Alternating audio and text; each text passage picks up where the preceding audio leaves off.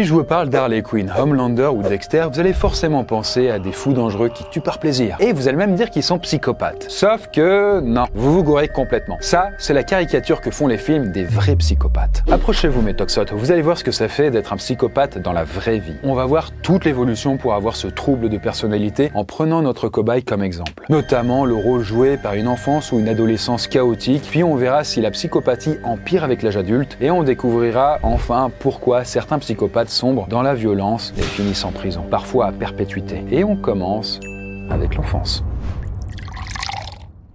Mais avant de poursuivre notre expérience, eh bien notre cobaye profite d'un moment, on va dire, de repos. Et là, il essaie de s'entraîner à contrôler ses rêves. Et là, vous voyez, il est complètement embarqué dans un voyage vers un monde fait de rêves. Et là, il se met à parcourir une planète enneigée du nom de Jarilo 6. Il voyage sur un bateau spatial géant appelé Luofu. Ne me demandez pas pourquoi, c'est comme ça. Mais bon, il va aussi sur une station spatiale Bertha. Et enfin, il découvre les rues multicolores de Penacony. Et en fait, là, c'est une ville où tout le monde fait la fête en permanence. Une sorte de fête foraine géante de l'espace. Ici, tout paraît irréel, comme dans un rêve, quoi. Le mobilier urbain est vivant, on peut marcher sur les murs ou même sur les plafonds. Bon, si comme moi vous kiffez ce genre d'univers onirique, eh bien sachez que Penacony, en fait, c'est l'un des mondes à explorer dans le jeu Honkai Star Rail. Et ça, en fait, c'est un super jeu de type RPG multiplateforme qui est basé sur un univers manga et fantastique. Et pour info, ça a été même élu le meilleur jeu mobile aux The Game Awards, meilleur jeu sur Google Play et meilleur jeu sur App Store en 2023. Pour vous dire, en fait, dans le jeu, vous embarquez à bord de l'Astral Express, qui est un train qui vous permettra d'explorer différents mondes. Et là, vous devrez résoudre des énigmes et affronter des ennemis envoyés par le Honkai, qui est en fait une sorte de force maléfique qui veut détruire l'humanité, quoi, tout simplement. Ben voilà, comme ça c'est fait. Un peu comme une sorte de gros psychopathe du monde des rêves. Et d'ailleurs, notre cobaye, Gustave, semble lui aussi équipé pour se lancer dans l'aventure. En fait, Gustave, n'hésite pas à t'allier à un nouveau perso qui s'appelle Sparkle. Tu sais, elle pourra peut-être t'aider lors des combats, hein. Mais méfie-toi. Parce qu'en fait, tout comme les psychopathes, c'est clairement une grande manipulatrice. Elle adore jouer avec les émotions des gens. Bref, j'en dis pas plus. En tout cas, si vous aimez ce genre d'univers super riche et les combats épiques, bah vous allez kiffer Honkai Star Rail. Et d'ailleurs, la nouvelle mise à jour vient de sortir avec des nouveaux mondes, des nouveaux modes de jeu et des nouveaux persos. Je vous mets le lien en description pour télécharger le jeu et tester ça. Et d'ailleurs, petit bonus, je vous donne un petit code pour obtenir 50 jades stellaires. Là, il est juste là, le code. Hop. Bref. Quant à nous, on revient sur Terre pour débuter notre expérience. Que se serait-il passé si j'avais été un meilleur père? En fait, ça, ce sont les mots qui ont été prononcés par Jens Breivik dans son livre publié en 2014. Et en fait, Jens Breivik, c'est le père d'Anders Breivik, qui est le tueur norvégien qui a commis une tuerie de masse à Oslo, sur l'île d'Utøya en 2011. Pour rappel, il avait tué 77 personnes et fait 151 blessés. Et il se trouve qu'en fait, le papa, il s'était séparé de la mère du tueur, donc de sa femme, juste après sa naissance. Il avait coupé les ponts avec son fils après qu'il ait eu 15 ans. À partir de là, en étant gamin, Anders, avant d'être tueur, il était devenu incontrôlable et il avait sombré dans la délinquance. Et sa mère, dans une interview, avait indiqué que Jens avait été un père absent et quand il était présent, il se trouve qu'il était abusif. Donc voilà, violence psychologique et physique. Bon, en fait, cette histoire montre qu'il y a peut-être un lien entre l'éducation des parents et le fait que certains enfants puissent complètement péter un plomb, on va dire, et devenir des psychopathes. Mais est-ce que c'est vrai? Est-ce qu'on est psychopathe ou est-ce qu'on le devient? Et ça d'ailleurs, c'est ce que va nous expliquer un expert qu'on a eu la chance de pouvoir contacter pour cette vidéo. Quelqu'un qui est psychopathe, c'est quelqu'un qui a certains traits psychologiques de la personnalité, qui inclut la tendance à la séduction, la manipulation ou le mensonge. Et puis il y a aussi d'autres traits qui renvoient à la froideur émotionnelle, le fait d'avoir des émotions superficielles, de manquer d'empathie, de ne pas avoir par exemple de remords et de culpabilité. Et puis il y a d'autres traits qui sont plutôt comportementaux, comme par exemple la tendance à être impulsif, la tendance à avoir ou à présenter des comportements irresponsables, des tendances comportementales explosives, c'est-à-dire disproportionnées par rapport au contexte. Il faut bien évidemment faire attention. Ces caractéristiques, c'est vraiment un ensemble de caractéristiques et non pas l'une ou l'autre caractéristique, c'est-à-dire de ne pas confondre la partie et l'ensemble. Bref, on verra plus tard les origines biologiques de ce trouble de la personnalité, parce qu'on peut pas parler de maladie mentale. Mais bon, pour le moment, faut quand même comprendre qu'un enfant ne peut pas être psychopathe en soi. Alors ok, il peut multiplier les conneries, ne pas respecter les règles, être agressif et devenir ingérable. Mais même s'il fait tout ça, on peut pas dire qu'il est psychopathe. Et là d'ailleurs, notre cobaye, enfant, est un véritable petit diable. Regardez par vous-même. Alors bon, là, on est un peu plus dans l'idée d'un trouble du comportement social. C'est-à-dire qu'en fait, ils ont du mal à bien se comporter avec les autres.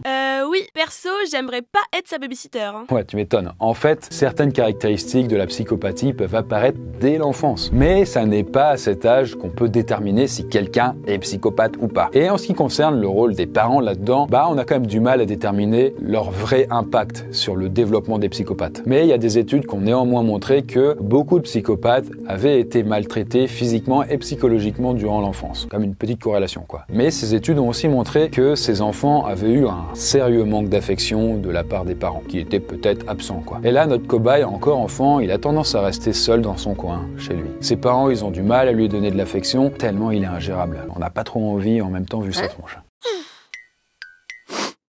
En fait, de nombreux psychopathes ont aussi été pris en charge par les services sociaux et placés dans des foyers pendant leur enfance, car ils étaient trop durs à gérer pour les parents. Mais, encore une fois, rien ne montre pour autant que tout ça conduit forcément à des psychopathes. En fait, ce sont juste des éléments qui peuvent les amener à développer certains comportements de psychopathes. Les études qui ont sondé les profils de ces gens, notamment chez les gens qui, par exemple, sont incarcérés, on constate, oui, que la plupart d'entre eux ont connu ce qu'on appelle des adversités, c'est-à-dire de la victimisation, le fait d'avoir été maltraité physiquement, émotionnellement, d'avoir été négligé. Il faut quand même avoir en tête que c'est quand même le cas de beaucoup de gens et c'est le cas de beaucoup d'autres profils aussi. Donc je suis pas sûr qu'on puisse vraiment dire que l'enfance des psychopathes soit vraiment plus affectée que celle d'autres prévenus, en tout cas que celle d'autres profils. Ah ok, y a pas de quoi s'inquiéter pour le moment alors. Alors oui Edgar, sauf que la société, elle a parfois tendance à mal interpréter les troubles du comportement chez certains gamins et à estimer que ce sont des signes qui font que forcément ça va être des adultes dangereux. Par exemple, en 2005, alors qu'il était ministre de l'Intérieur, Nicolas Sarkozy avait proposé de mieux surveiller les enfants en maternelle pour détecter les futurs délinquants. Et il était pour qu'on puisse détecter les troubles du comportement dès l'âge de 3 ans. Voilà, ça avait fait un petit peu scandale parce que voilà, bon. Et suite à ça, un rapport de la Haute Autorité de Santé avait été réalisé pour trouver des pistes pour la prise en charge de la psychopathie en France, et notamment chez les enfants. Mais bon, on verra plus tard que la gestion des psychopathes, les vrais, elle est super compliquée. En tout cas, ça montre à quel point il peut y avoir des confusions autour de ce qu'est vraiment la psychopathie. Après, si on se base juste sur la définition qu'on a donnée tout à l'heure, on peut quand même avoir un petit aperçu de l'enfance d'un futur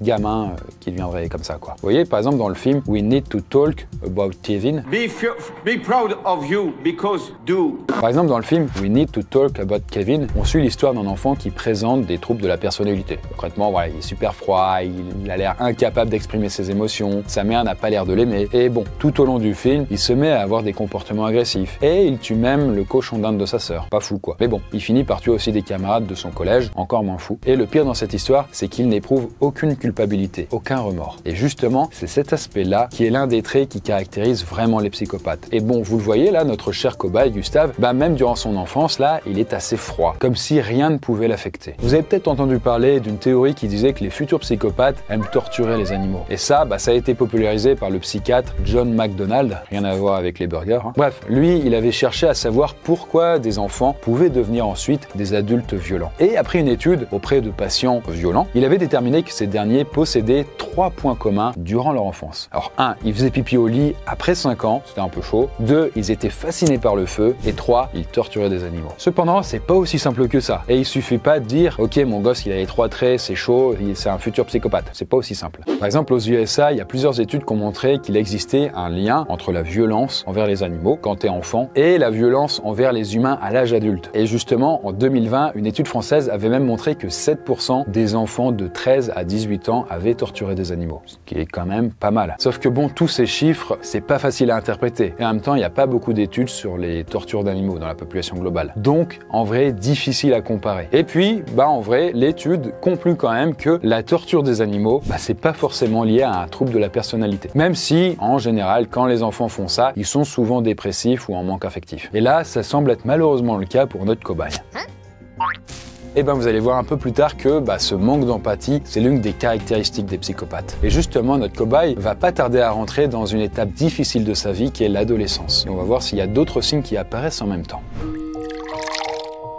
Je sais pas si vous connaissez cette histoire qui s'est déroulée il y a un peu plus d'une dizaine d'années. C'était assez dingue puisqu'il y avait une adulte naine qui s'était fait passer pour une enfant, pour se faire adopter. Et cette histoire vraie, elle avait tellement marqué les gens qu'elle avait inspiré un film d'horreur du nom d'Esther. Moi, je m'appelle Esther. Bon, on s'en fout du film. En tout cas, la vraie histoire, celle dans la vraie vie, elle se déroulait en 2010. Et là, on a un couple d'Américains qui ont adopté une petite fille orpheline ukrainienne nommée Natalia. Sauf que pour eux, tout part en vrille lorsque la petite fille, Natalia, est accusée par ses parents d'avoir voulu empoisonner sa mère et poignarder son père durant leur sommeil. Là, les parents ont une hypothèse. Natalia serait en fait une adulte psychopathe atteinte de nanisme. Et selon eux, elle les aurait manipulés pendant des mois en se faisant passer pour une enfant. Bon, au final, après enquête, c'était totalement faux et les parents avaient juste fait tout ça pour se débarrasser d'elle. Et d'ailleurs, en 2023, donc très récent, Natalia avait même passé un test d'ADN qui confirme qu'elle était vraiment une enfant à l'époque. Bref, cette petite histoire, en fait, elle aborde un autre aspect important de la psychopathie. Parce que les psychopathes, ce sont des grands menteurs et manipulateurs. Et ça, c'est un fait. Et là, vous le voyez avec notre cobaye qui n'hésite pas lui-même à raconter des bobards et à manipuler ses proches en permanence. La tendance au mensonge est quelque chose qui constitue vraiment une caractéristique récurrente de leur mode de fonctionnement général. Et c'est ce qui entrave le plus la possibilité que l'on a de pouvoir les faire changer. C'est un des traits fondamentaux, pour ne pas dire indispensable, parce que vous pouvez avoir des gens qui transgressent, qui sont pas très manipulateurs, mais par définition, les sujets psychopathiques, ce sont des gens froids émotionnellement, séducteurs et en général manipulateurs. Et en fait, les psychopathes sont totalement hypocrites. Ils peuvent se présenter comme sympathiques, affables, chaleureux même, uniquement pour obtenir quelque chose en retour. Alors qu'en vrai, c'est complètement froid à l'intérieur d'eux. Des glaçons, quoi. Mais là, vous allez vous dire, ok, mais qu'est-ce qu'il en est, Chris, des autres caractéristiques de la psychopathie qu'on a trouvées chez les gamins? Eh bien, en vrai, on observe les mêmes caractéristiques durant l'adolescence, mais plus vénères, plus intenses. Et ça, c'est exactement ce qu'on a pu voir dans la série The End of the Fucking World, qui avait bien marché sur Netflix en 2017. Pour vous redire, le personnage principal, James, c'est un jeune de 17 ans qui est persuadé d'être un psychopathe. Parce que quand sa mère s'est suicidée alors qu'il était petit, il n'avait pas éprouvé de tristesse, rien du tout. Puis, après ça, il s'est mis à torturer des animaux sans rien ressentir. Et il en est même arrivé à plonger sa main dans de l'eau bouillante pour essayer de ressentir de la douleur. Jusqu'à ce qu'il rencontre la jeune Alyssa et qu'il projette de la zigouiller. En fait, vous voyez, tout le personnage de James semble décrire l'évolution d'un enfant puis d'un adolescent qui devient psychopathe. Et justement, les futurs psychopathes ont tendance, en plus, à être dans le refus de l'autorité et des règles sociales. Au collège, par exemple, notre cobaye, Gustave, se montre super insolent avec les profs. Après, rassurez-vous, le fait d'être insolent, ça veut pas dire être psychopathe, mais voilà, ils peuvent l'être. Et là, l'insolence que vous venez de voir, en fait, c'est plutôt les caractéristiques d'Alyssa. Parce que Alyssa, je vous ai pas tout dit, c'est pas une fille normale dans la série, puisqu'il se trouve qu'elle est sociopathe. Et bon, la sociopathie et la psychopathie, c'est deux trucs différents, c'est un autre trouble de la personnalité. En gros, le sociopathe, c'est plus une sorte de haine des règles de la vie en société qu'il éprouve. Et du coup, Alyssa, dans la série, elle ne respecte rien, elle embarque James dans ses conneries. Elle est prête à tout pour obtenir ce qu'elle veut, quitte à faire des choses immorales ou même illégales. Elle s'en bat les steaks. Bref, les ados qui sont psychopathes ou sociopathes, en effet, ils ont tous les deux tendance à devenir ingérables et à sombrer dans la délinquance. Et donc là, notre jeune cobaye, il enchaîne des trucs illégaux. Il vole, il agresse les gens dans la rue, il commence à prendre de la drogue. Il va faire partie des Peaky Blinders, le Gustave, s'il continue. On verra plus tard, Ulysse, on verra plus tard. Parce que en fait, les psychopathes, ils kiffent le danger et les sensations fortes. Et là, vous allez vous dire, mais c'est quoi le rapport? On en parlera plus tard. En fait, parfois, les psychopathes peuvent apparaître tout à fait gentils et tout à coup devenir vraiment violents uniquement si on se met en travers de leur chemin. Alors peut-être que vous avez déjà entendu parler d'un jeune américain qui s'appelait Paris Bennett. Parce qu'en 2007, il n'a alors que 13 ans et il a déjà assassiné sa petite sœur de 4 ans. C'était un soir alors qu'ils étaient tous les deux gardés par une babysitter. Paris, à ce moment-là, a manipulé la babysitter pour qu'elle s'en aille, puis lui, il en a profité pour aller dans la chambre de sa sœur et il l'a étouffée et poignardée à 17 reprises. Il a ensuite appelé les urgences et il a simulé un coup de folie. Et d'ailleurs, il a même fait croire à l'opérateur au téléphone qu'il était en train de pratiquer des gestes de premier secours alors qu'en vrai, pas du tout. Et suite à ça, l'enquête de police avait montré qu'il avait fait tout ça car il voulait juste faire du mal à sa mère, du nom de Charity. Bref, c'est pas passé, on l'a quand même démasqué et il a été condamné à 40 ans de prison en étant diagnostiqué en plus de ça psychopathe. Mais le plus fou dans cette histoire, c'est que sa grand-mère, Kila, donc la mère de Charity, elle avait déjà été accusée d'avoir tenté d'assassiner son grand-père. Et déjà à l'époque, on soupçonnait la grand-mère d'être aussi une psychopathe. Donc bon, cette anecdote assez dingue, elle permet quand même de se rendre compte de l'apparition de la psychopathie chez les ados. Donc on a une sorte de mélange d'insensibilité, d'impulsivité et puis une absence de regret. Le gamin, il s'en bat les couilles. C'est ok pour lui. Mais là, vous allez vous dire, est-ce que tout ça, ça a tendance à s'accentuer avec le temps? Et justement, on va voir ce que ça va donner avec l'âge adulte. Car en fait, c'est seulement à cet âge-là qu'on peut vraiment être sûr qu'on est psychopathe ou pas. En 2005, on a un chercheur de neurosciences du nom de James Fallon qui étudie des scans de cerveau de meurtriers. Petite activité sympa. Et en fait, lui, il cherche à savoir s'il y a un point commun entre eux au niveau de la structure de leur cerveau. Parce qu'en parallèle, il avait lui-même fait des scans du sien et de ceux de sa famille pour une recherche sur la maladie d'Alzheimer. Donc, rien à voir. Sauf qu'un jour, il va remarquer un truc bizarre sur le scan d'un cerveau qu'il voulait comparer à celui d'un meurtrier. Et là, il voit que les zones dédiées à l'empathie, à la moralité et au contrôle de soi étaient un peu atrophiées, genre pas trop développées. Et le problème, c'est que le fameux scan était en fait celui de son propre cerveau. Bon, il a été assez choqué, mais après avoir passé cette petite phase de découverte, il a réalisé que certains signes étaient en réalité déjà présents dans son caractère. On aurait pu le deviner grosso modo. Et justement, suite à ça, il a admis que depuis toujours, il aimait manipuler les gens et qu'il était super compétitif et odieux quand il jouait avec ses petits-enfants. Bref, il avait quand même fini par déclarer qu'il voulait contrôler tout ça, ces petits comportements déviants quoi. Alors non pas pour paraître sympa aux yeux du monde, mais juste par pure fierté, pour se montrer fort. Genre le gars est neuroscientifique, il voulait montrer qu'il pouvait être supérieur à son propre trouble quoi, qu'il pouvait le dépasser. Genre Doctor Strange quoi. Je suis venu pour négocier. Bref, cette histoire, c'est pour vous montrer qu'on peut être psychopathe, c'était son cas, il avait les traits, mais pas être meurtrier. T'es pas obligé de défoncer des gens. Même si, bon, on le verra après, mais quand même beaucoup de psychopathes sont quand même violents. Même s'ils ne tuent personne. Mais bon, cette histoire permet aussi de parler des origines de la psychopathie au niveau du cerveau. Parce que bon, en fait, faut être quand même franc avec vous, c'est quand même un trouble qui est pas facile à diagnostiquer. Par exemple, c'est pas comme la schizophrénie qui de son côté est quand même beaucoup plus facile à détecter. Tu fais plein de tests et tu sais à quel point t'es schizophrène ou pas. Alors que quand t'es psychopathe, si tu fais des tests, c'est pas obvious quoi, ça sort pas comme ça d'un chapeau magique. Ah oui, je me souviens, on a fait une vidéo là-dessus. Alors ouais, c'est vrai Edgar, je me souvenais plus qu'on l'avait fait. On se souvient plus de tout ce qu'on fait en vrai. Allez regarder la vidéo, je pense qu'elle est vraiment bien en plus. Elle est là. Elle est plus là. Elle est partie. Et bon, en 2012, il y a une étude qui a montré que le cerveau de personnes emprisonnées pour meurtre ou agression violente possédait quand même des petites caractéristiques en commun. Bon, en gros, ils auraient un souci de connexion au niveau de deux zones du cerveau. Deux zones du cerveau où les neurones sont mal branchés. Alors la première zone, c'est au niveau du cortex préfrontal, donc c'est la partie au niveau du front, grosso modo. Et cette zone-là, vous voyez, en fait, elle gère les sentiments comme l'empathie et la culpabilité. Et donc, cette zone, en gros, chez les psychopathes, elle est pas très bien connectée. Elle est un peu déficiente. Et la seconde zone, c'est l'amygdale, c'est au cœur du cerveau grosso modo, et elle s'occupe du sentiment de peur. Et là, elle aussi, elle est pas très bien branchée, ce qui fait que les psychopathes, leur niveau de peur, il est quand même vachement plus bas que la moyenne, et c'est pour ça qu'ils font des dingueries en gros. Mais après, vous voyez, la neuroscience, ça peut pas non plus tout expliquer, notamment les facteurs psychologiques ou liés au comportement. La méthode la plus envisageable, ce serait par exemple de documenter tout ce qu'on connaît de quelqu'un, lire ce qu'il a fait comme infraction, ce que son entourage peut en dire, ce qu'éventuellement les victimes peuvent en dire, et puis surtout, après, dans une deuxième étape, rencontrer la personne où on va poser toute une série de domaines et de questions, la vie familiale, la trajectoire scolaire, professionnelle, la consommation en substances s'il y en a, toute une série de choses qui permettent en général aux psychiatres et aux psychologues d'avoir et de construire ce qu'on appelle une anamnèse, c'est-à-dire un historique le plus complet possible. Et puis seulement, on va commencer à documenter, coter, identifier et mesurer le degré d'importance. Donc voilà comment on devrait faire, je pense, de manière plus optimale, plutôt que de faire une entrevue avec quelqu'un qui dure 20 minutes ou de faire passer uniquement un questionnaire, comme ça se fait d'ailleurs de plus en plus souvent. Et là, vous voyez, avec notre cobaye qui est maintenant à l'âge adulte, pour lui, c'est un strike. Il conduit dangereusement, il continue de se droguer et de voler, il fait du mal à ses proches et il s'en fout.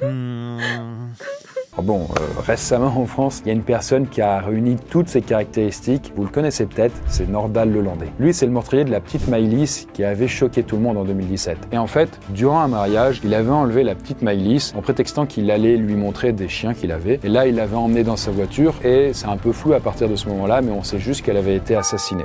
Mais bon, ce qu'on sait, c'est qu'une fois qu'il avait été arrêté, il avait fini aussi par avouer un autre crime, mais cette fois-ci d'un jeune militaire quelques mois auparavant. Bon, en tout cas, aujourd'hui, les enquêtes sont toujours en cours pour voir s'il serait pas coupable d'autre chose. Sauf que les psychiatres qui ont observé Lelandais retiennent, en plus de son comportement violent, un manque flagrant d'empathie et de remords. Nordal Lelandais est quelqu'un de normalement intelligent. Concernant ses crimes, il ne ressent aucune culpabilité, aucun sentiment de honte. Il n'a de l'empathie qu'envers sa propre famille et il a peur d'être abandonné. Il n'est pas malade mental, mais il présente un trouble grave de la personnalité. Sa dangerosité est importante. Bref, là on observe bien les indices qui peuvent laisser à penser qu'un individu est clairement un psychopathe. Mais en même temps, je sais pas si vous vous rendez compte, mais il n'existe pas qu'un seul type de psychopathe. En fait, il y a certains psychopathes qui sont plus difficiles à reconnaître. Et là, le meilleur exemple, ce sont ceux que les experts appellent les psychopathes en col blanc. En gros, ce sont souvent des hommes propres sur eux, parfois des patrons, des businessmen, en costard et en cravate. Bref, avec un statut social un peu élevé. J'imagine bien Gustave en big boss. Il a l'air moins dangereux. Eh bien, détrompe-toi Ulysse, parce que là, tu risques un peu d'être déçu. Parce que bon, les psychopathes en col blanc, ils sont pas forcément violents, mais par contre, ils possèdent toutes les autres déviances. Ce sont des personnes intelligentes, avec un esprit extrêmement vif, capable d'avoir un parcours brillant, d'occuper un poste à responsabilité. Ils veulent causer du tort aux autres et les atteindre psychologiquement. Ils pratiquent le harcèlement ou la fraude fiscale, par exemple. Alors bon, face à ce type de psychopathe, on est plutôt sur des manipulateurs qui profitent des autres pour obtenir du pouvoir. Mais il se trouve que eux, ils sont parfois difficiles à repérer. Ils se fondent un peu plus dans la masse, en gros, vous voyez, ils sont un peu plus smart. Mais nous allons voir dans notre avant-dernière partie pourquoi certains psychopathes peuvent passer à l'acte et devenir violents.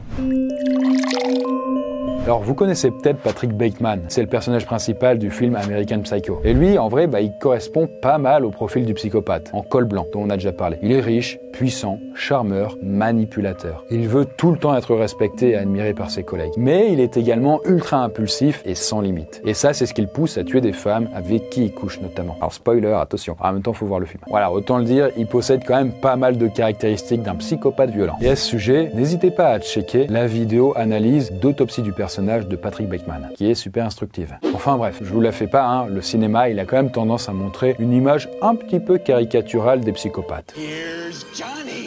On les représente comme des fous ou au contraire comme des personnes ultra intelligentes, genre un peu comme Dexter. J'imagine mal Gustave en mode Hannibal Lecter. Tu crois pas si bien dire. En fait, une étude avait été menée par un collectif de psychiatres américains en 2014. Donc un truc sérieux. Ils ont analysé 126 films qui présentaient des personnages psychopathes et parmi tout ce beau panel, on retrouvait notamment Hannibal Lecter. Dr. Hannibal Lecter. Et selon les experts, contrairement à ce qu'on pourrait croire, ça n'est pas une vision réaliste d'un psychopathe. Donc ce que vous pensez être les psychopathes, comme je le disais au début de la vidéo, ce n'est pas tout le temps un reflet de la réalité. Et si vous avez vu le film avec Hannibal Lecter, donc Le Silence des agneaux, on le présente comme un homme brillant, qui aime les choses raffinées. Et plus d'une fois dans le film, il dit qu'il regrette le mal qu'il a fait et qu'il a de la compassion pour d'autres personnages. Sauf que ça, c'est pas possible en vrai, pour un psychopathe j'entends. Et à l'inverse, si on prend le méchant dans le film No Country for Old Men, avec son fameux fusil à pompe, lui ce serait beaucoup plus proche du vrai psychopathe. Donc un mec froid, pas anxieux, pas dépressif. Il fait son job sans ressentir de culpabilité. Bref, un tueur à gages parfait quoi. Et là c'est plus proche de la réalité. Dans la vraie vie, les psychopathes violents ça existe. Par exemple, vous connaissez Ted Bundy. Vous avez peut-être pu voir son histoire dans ce film en 2019, qui s'inspirait donc de ce cas réel, parce qu'il se trouve que c'était un serial killer qui avait tué à peu près une trentaine de femmes dans les années 70. Et non seulement il les avait violées et assassinées, mais en plus il avait avoué des comportements nécrophiles. Donc voilà, des rapports sexuels avec les cadavres quoi. Oh putain. Mais le truc le plus étonnant, c'est que personne dans son entourage n'avait remarqué ses déviances. Le type était plutôt beau gosse, propre sur lui, sympa, un mec cool quoi. Et donc lui, c'est un peu un mélange de tous les psychopathes du cinéma dont on a parlé. Mais là, cette fois-ci, dans la vraie vie. D'ailleurs, vous le voyez, notre cobaye, il n'hésite pas lui aussi à franchir des limites et devenir violent. Le voilà en train d'étrangler une vieille connaissance qui lui devait de l'argent. Mais après, les psychopathes sont pas forcément violents envers les autres. Ils ont parfois tendance à avoir des comportements dangereux, surtout pour eux-mêmes. Et on retrouve cet aspect chez Thomas Shelby. Et lui, c'est le personnage principal de la série Peaky Blinders. Concrètement, il a l'air très charismatique et tout, mais faut pas oublier un truc, c'est que c'est un criminel qui montre quand même peu ses émotions, qui manipule les gens qui l'entourent et même les membres de sa famille. En plus de ça, il est séducteur, égocentrique et narcissique. Il a un comportement autodestructeur, il boit, il se drogue, il menace aussi de se suicider. Et là, certains peuvent justifier ça par le fait qu'il est traumatisé d'avoir fait la Première Guerre mondiale, mais d'autres voient sa maladie au cerveau comme le symbole d'une malformation génétique, donc pas d'un trouble de la personnalité derrière. Comme si le fait d'être psychopathe s'était inscrit dans le cerveau comme une maladie incurable. Et justement, c'est ce que nous allons voir dans notre dernière partie sur s'il est possible de guérir de la psychopathie. Si vous avez déjà vu ce James Bond, Mourir peut attendre, eh bien vous vous souvenez sans doute du méchant Blofeld. Et dans ce film, une fois n'est pas coutume, on a affaire à un psychopathe. Il est mégalo, froid, manipulateur, il n'éprouve aucun remords quand il élimine ses ennemis, voire même ses alliés. Bon, il finit par se faire arrêter, il est mis dans une prison à très haute sécurité. Et on le voit dans certaines scènes mythiques du film, assis et attaché, et même enfermé dans une sorte de cage. Et quand James Bond vient l'interroger, il continue à mentir et à essayer de le manipuler. Il essaye de le pousser à bout en lui faisant croire que c'est lui qui a tué son grand amour. Et il insiste en disant qu'il n'éprouve aucun remords. Bref, son but c'est juste de faire chier James Bond, de le pousser à bout. Et donc ça, vous voyez, c'est bel et bien un comportement de psychopathe. Et même la prison n'a pas d'effet sur lui. Et donc vous voyez, un psychopathe, un vrai, il aura tendance à s'en foutre du mal qu'il fait à la société et aux gens. Et en fait, comme il ne ressent aucune culpabilité, il n'a pas envie d'être soigné. Et en fait, c'est pour ça, la psychopathie, ça n'est pas non plus une maladie psychiatrique. Par exemple, la dépression, ça c'est une maladie, et donc on peut prescrire des médocs, par exemple, comme des antidépresseurs. Une autre maladie, par exemple, ce serait celle des bipolaires, et eux, on peut leur donner aussi des médicaments pour stabiliser leur humeur. Mais la psychopathie, c'est ni l'un ni l'autre. Il n'y a pas de traitement pour ça. Et là, pour éviter que certains psychopathes fassent du mal aux autres, la seule solution qu'on propose, c'est de les enfermer. Et ça, c'est ce qui finit par arriver à notre cobaye après ce qu'il a fait.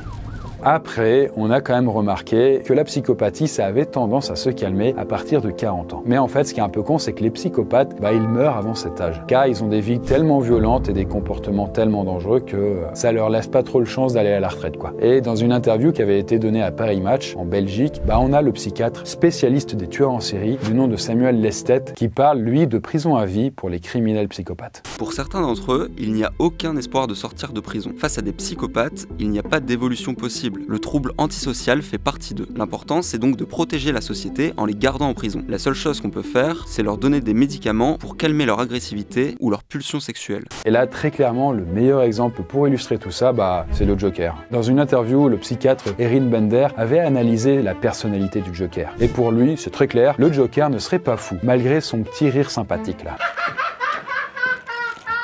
Et il n'aurait pas non plus sa place à l'asile psychiatrique. Non, non, non. En fait, pour lui, le Joker, ce serait juste tout simplement un psychopathe. Et donc, il serait tout à fait logique qu'il ait sa place en prison. Et à perpétuité. Et donc là, on en revient à l'idée que les psychopathes sont souvent condamnés à finir leur vie en prison.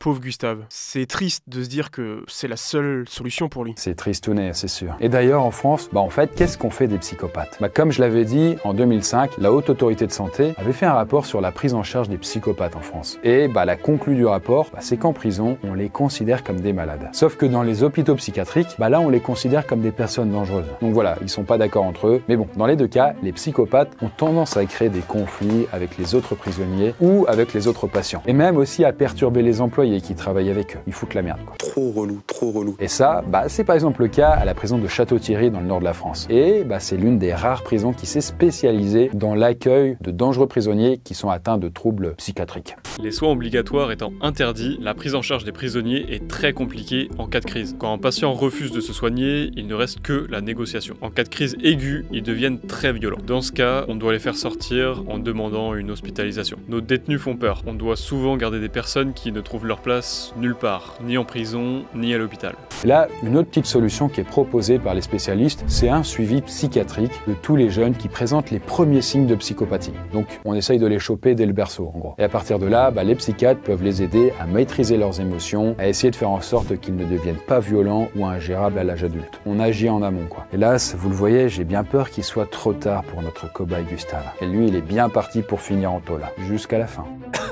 Et bien voilà la poiscaille, on arrive à la fin de notre expérience. J'espère que vraiment ça vous a permis d'éclaircir un petit peu mieux ce que c'est d'être un psychopathe. Vous aurez remarqué en fait tout ce qui semble extrême, tout ce qui semble hors norme, tout ce qui touche et qui dépasse les bornes, il y a un aspect fascinant derrière tout ça. Et les psychopathes n'échappent pas à la règle.